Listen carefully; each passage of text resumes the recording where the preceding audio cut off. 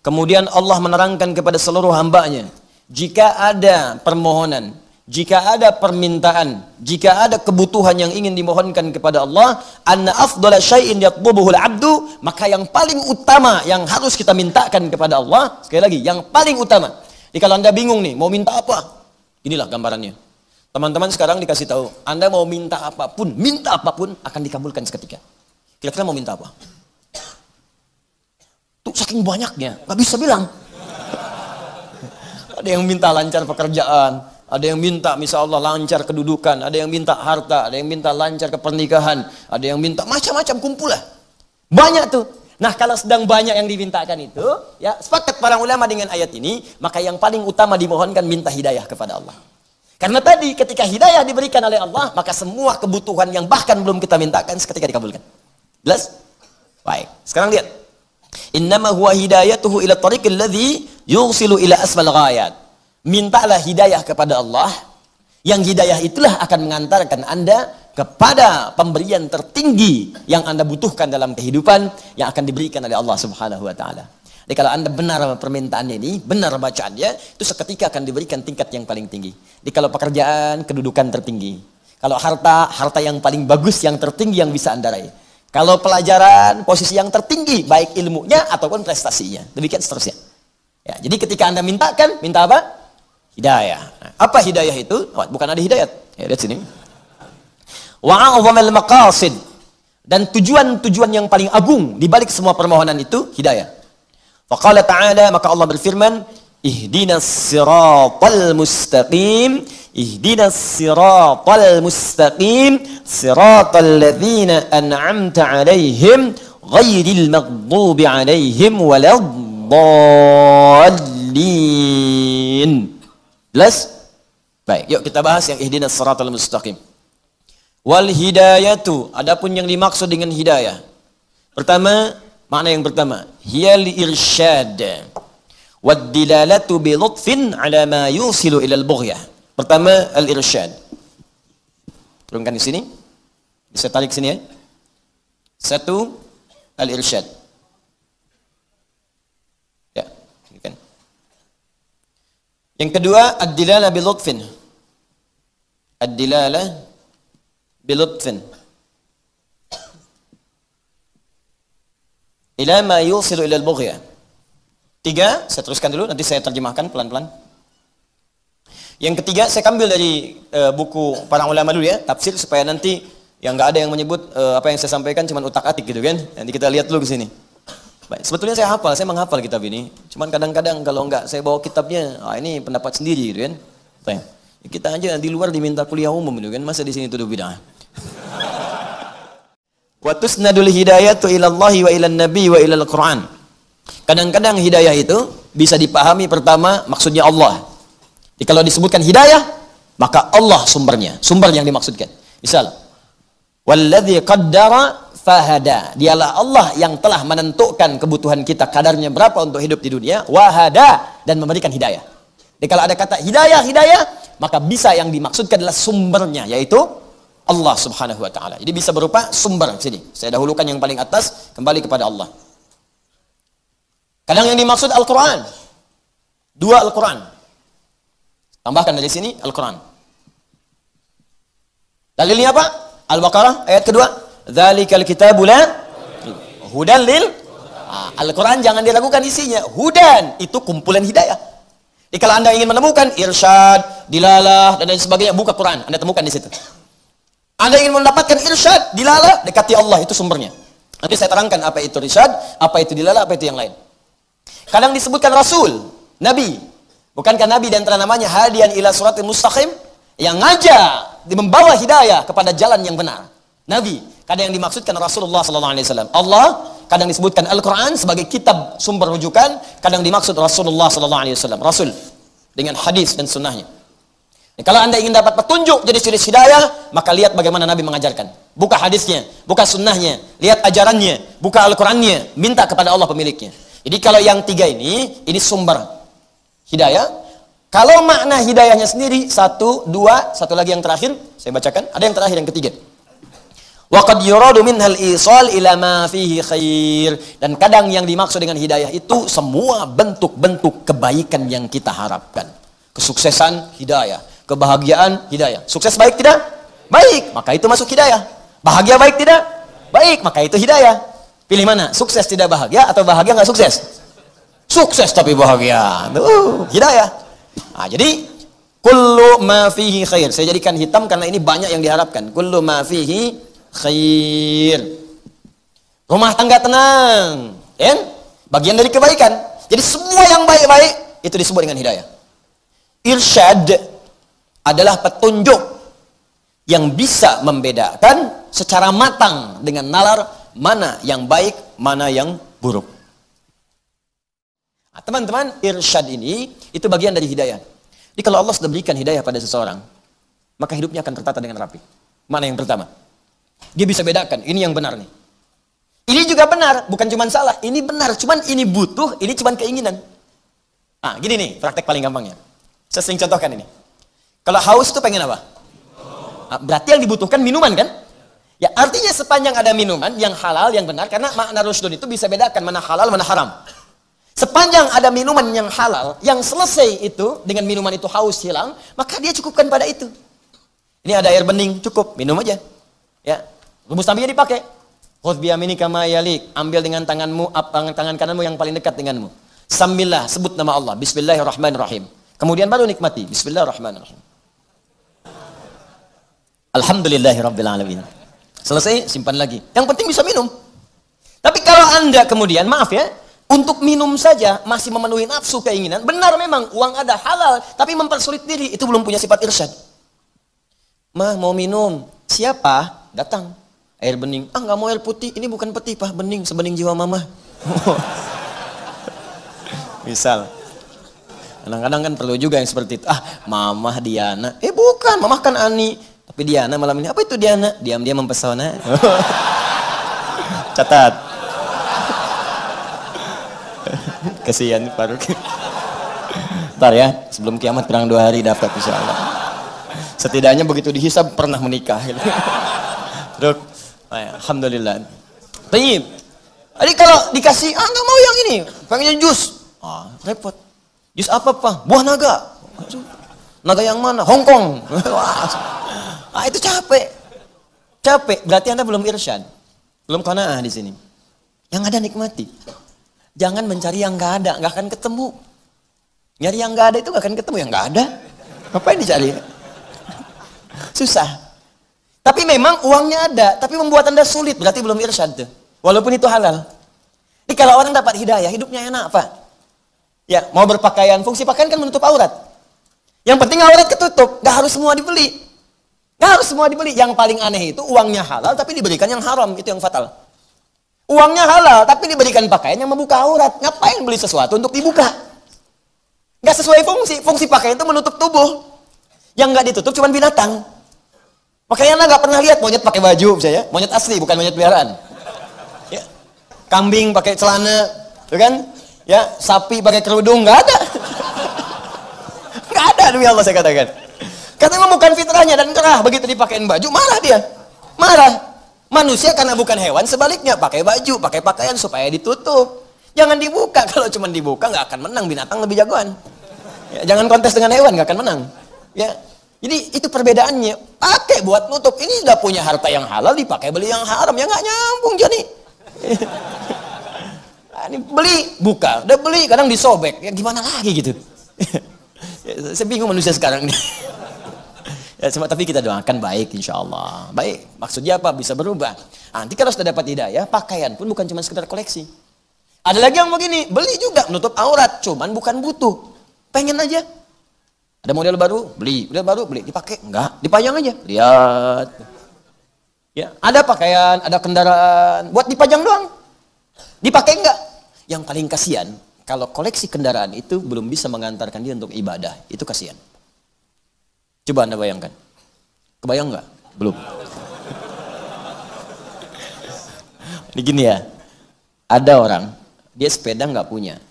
Motor aja nggak pernah mimpi. Ya, apalagi kendaraan yang lain. Tapi kedua kakinya masih bisa dia gunakan untuk ke masjid. ke masjid. Jaraknya jauh dari masjid, 2 kilo, 3 kilo.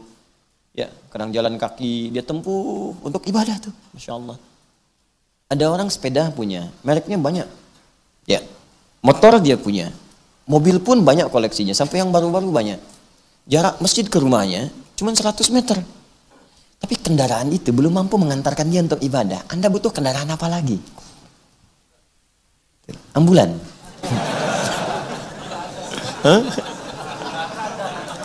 Butuh apa lagi? Tapi kalau ditanya, pengen ke surga. Surganya elit lagi, tanpa hisab, pengen cepat gitu. Ya gimana? Kita jujur aja lah gitu, jujur pada diri kita.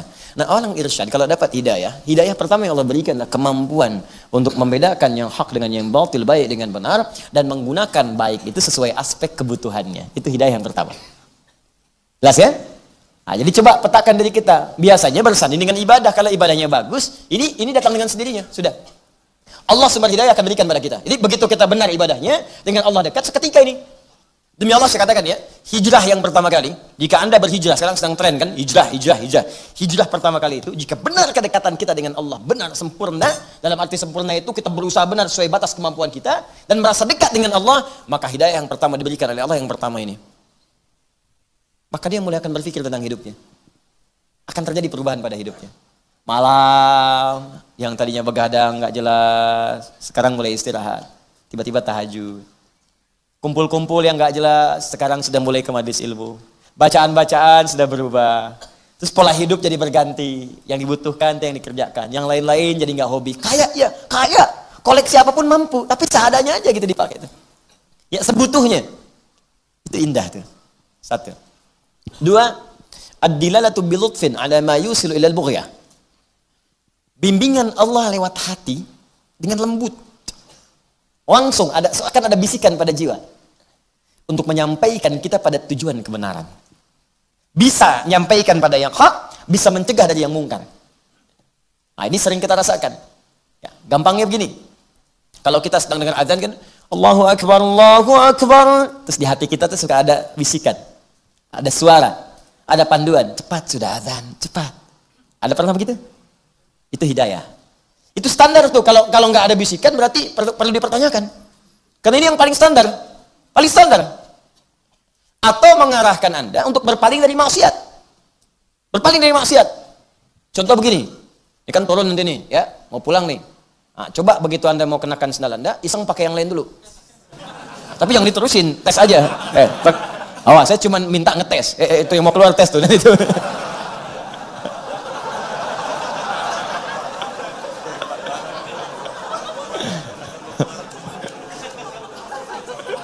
Langsung praktek dia.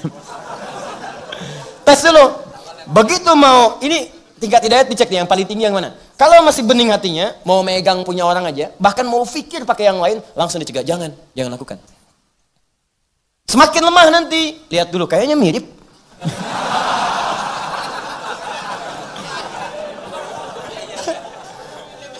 Di hati emang begitu, emang mirip, tapi bukan punya ente. Lemah lagi, mau dipakai. Sampai begitu mau dipakai, kalau pertama kali belum pernah berbuat salah, itu hatinya akan gelisah. Kamu salah. Sampai di mimpi pun ke bawah mimpi. Kamu salah. Itu yang paling datar. Ya, kalau ini banyak turunan nanti ada di mata, masuk ke mata, ngelihat yang salah cepat palingkan. Itu nggak benar. Ada ke tangan, mau megang salah, palingkan. Ya, kaki mau melangkah yang salah, nggak boleh. Balik lagi. Itu hati kita itu. Itu namanya burhan. Apa namanya? Burhan itu orang yang punya bimbingan di jiwanya untuk mengarahkan dari yang buruk kepada yang baik. Makanya Nabi Yusuf alaihissalam ketika digoda oleh seorang perempuan istri pembesar dari kerajaan pada saat itu, maka Allah katakan apa? Walaqad hammat bihi wa hamma biha laula ar-ra'a burhana rabbi. Sungguh tertarik perempuan itu pada Yusuf. Yusuf kalau nggak dapat burhan dari Allah bisa tertarik. Cuman karena beliau Nabi dan Rasul, burhannya sampai datang. Bimbing, jauhkan dari itu nggak benar. Berpaling. Burhan itu. Nah, kita pun bisa dapat burhan sepanjang hubungan kita dekat dengan Allah Subhanahu wa taala. Burhan. Apalagi yang namanya sudah burhan. Ya. Jelas sampai sini?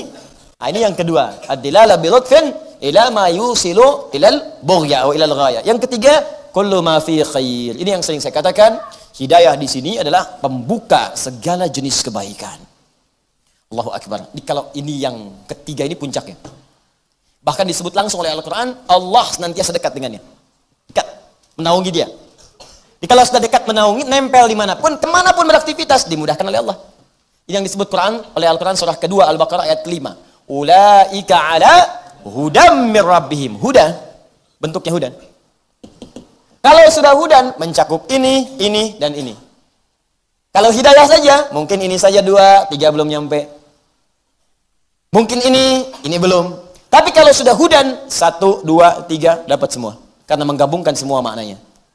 Ada orang yang ulaika ala hudam mir rabbihim. Ada orang-orang yang mendapatkan hudan. Artinya, dapat semua ini langsung dari Allah subhanahu wa ta'ala mir rabbihim. Dan pakai ala. Ada fauqa, ada ala. Saya sering terangkan. Ini fauqa nih. Al-kitab fauqal maktab.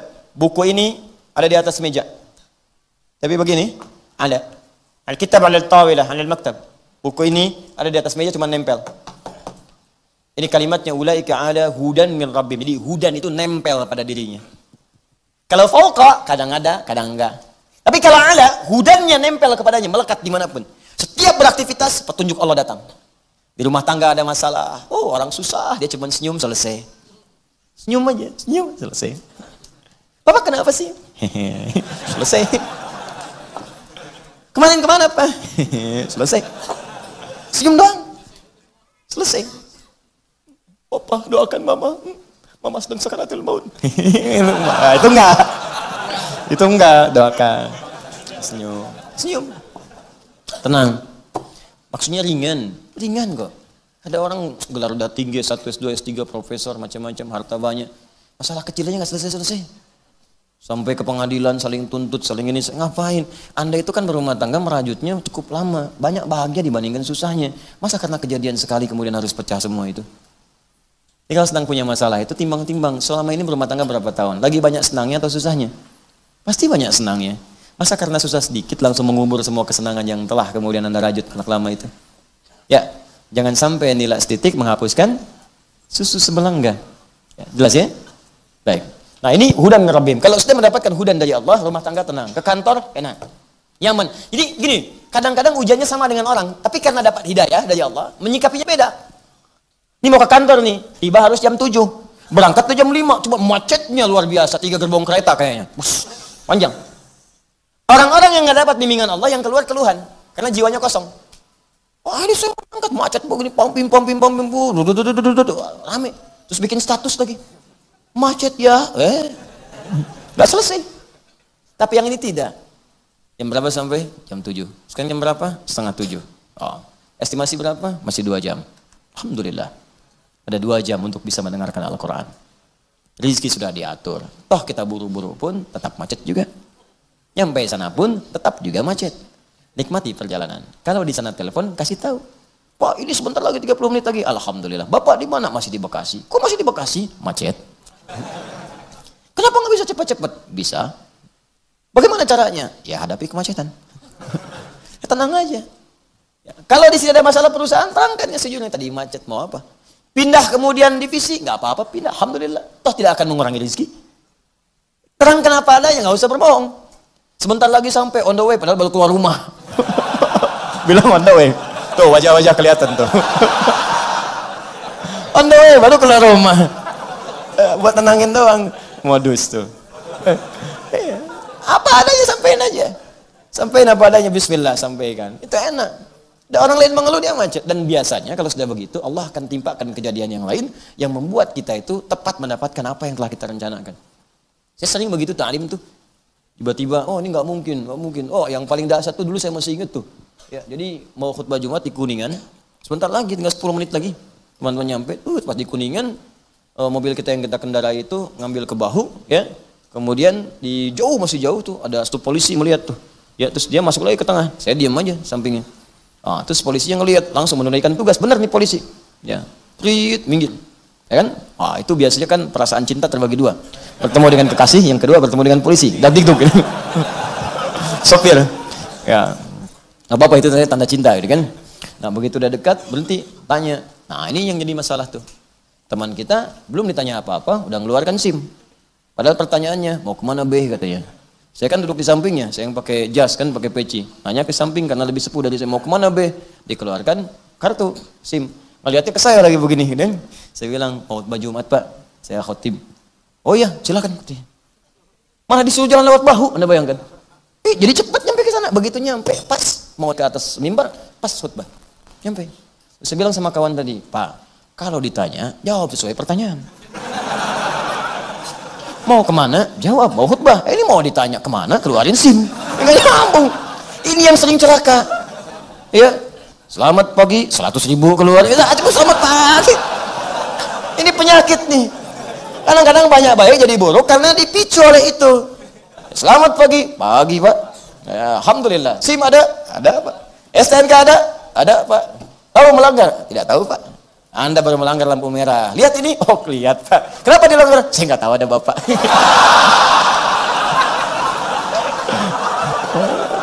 Selesai. Mau diselesaikan di mana? Sesuai aturan Pak. Maksudnya apa? Beli aja surat tilang. Wah, bayar aja. Enggak Pak, tilang aja. Diskusi aja, tilang aja Pak. 10.000 aja, tilang aja. Tilang ya tilang. Kalau Bapak mau ingatkan saya tanpa bayar, tanpa ada apa dengan peringatan, alhamdulillah Pak, saya jalan. Tapi kalau Bapak memang ini harus ditilang, tilang. Jangan melanggar aturan. Ya, Bapak butuh, kasih tahu. Mungkin saya bisa sedekah.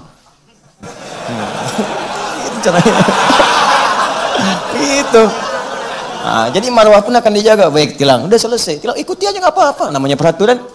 Namanya peraturan, ikuti. Berangkat. Sidangnya sidang, sudah enak hidup kita. Jadi nggak ada beban.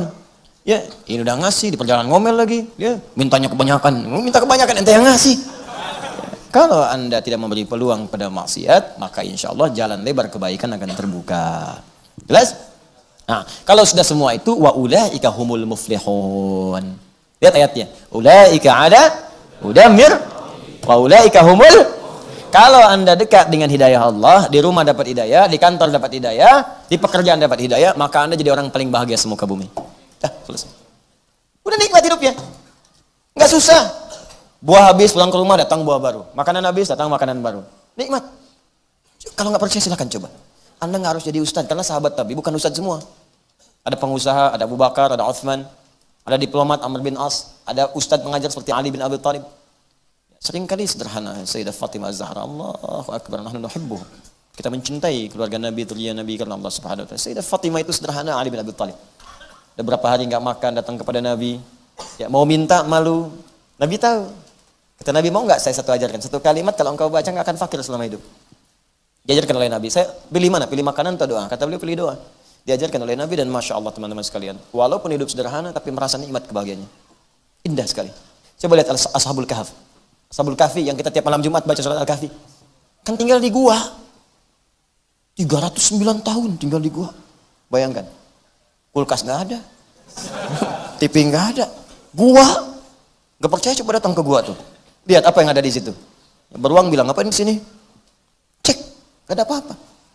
Tapi bisa nikmat. Tidur enak. Saking enaknya 309 tahun nggak bangun-bangun. Nikmat. Jadi kalau sudah mendapatkan hidayah Allah Subhanahu wa taala, makanya Anda baca ayatnya dengan benar. Anda akan dapatkan di situ huda.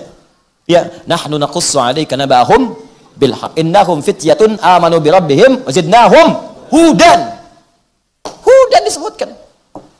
Baca dengan benar ayatnya. Quran 18 ayat 13 itu. Nahnu naqussu 'alaika naba'ahum bil haqq. Kami kisahkan kisah para pemuda itu kepada kalian dengan benar. Enggak ada rekayasa di sini. Enggak ada buatan-buatan. Innahum fityatun amanu bi rabbihim. Mereka orang-orang pemuda-pemuda yang beriman kepada Allah. Iman itu kalau disebutkan tunggal berarti bersatu dengan amal soleh. Karena kalimat ini nyambung dengan amal soleh. Jadi kalau Anda beriman pasti beramal soleh. Karena itu kalau iman disebutkan, amal soleh nggak usah lagi disebutkan. Kadang disandingkan untuk latihan. Kalau sudah mantap latihannya, tinggal imannya disebutkan. Makanya si pemuda ini amalnya nggak disebutkan, imannya aja. Karena amalnya sudah nampak. Wazidnahum huda. Ketika imannya kuat, amalnya banyak, zidnahum huda, kami tambahkan kenyamanan dari kami. Saking nikmatnya hudan dari Allah, kullu ma fi khair. Semua yang baik-baik dapat di gua itu. Bayangkan mau makan gak usah nyari lagi. Udah ada, tidur enak, gak ada yang bangunin, gak ada yang ganggu. Sampai bangun-bangun rambut panjang, kuku panjang gitu kan. Ya, enak, nikmat.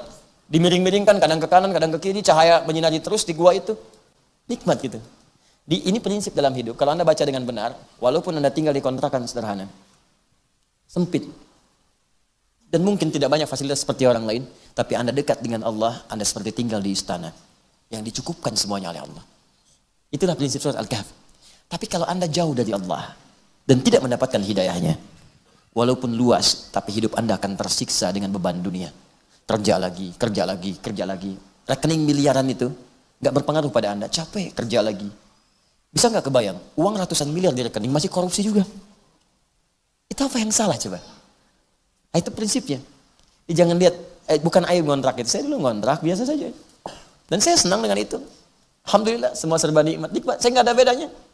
Ya, rumah kontrakan, rumah tetap nggak ada bedanya bagi saya. Meninggal juga, ditinggal juga semuanya. Nggak ada bedanya. Demi Allah saya katakan nggak ada bedanya. Nikmatnya aja, jalan-jalan. Cuman karena Allah titipkan, kita pakai. Selesai, nanti fungsinya Allah atur sendiri.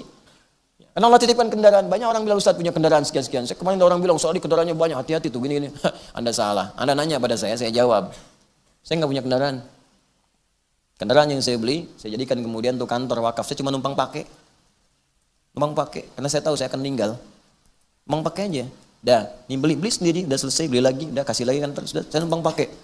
Numpang pakai aja, ini ngantar-ngantar kayak gaya-gaya gitu, enggak, bukan gaya itu, cuma numpang. Numpang. Cuma satu istri saya, itu untuk keluarga supaya enggak bercampur. Itu aja satu, yang lain tidak. Itu pun bukan punya saya. Wafat, Anda wafat Anda. Kalau enggak punya bekal udah, selesai Anda.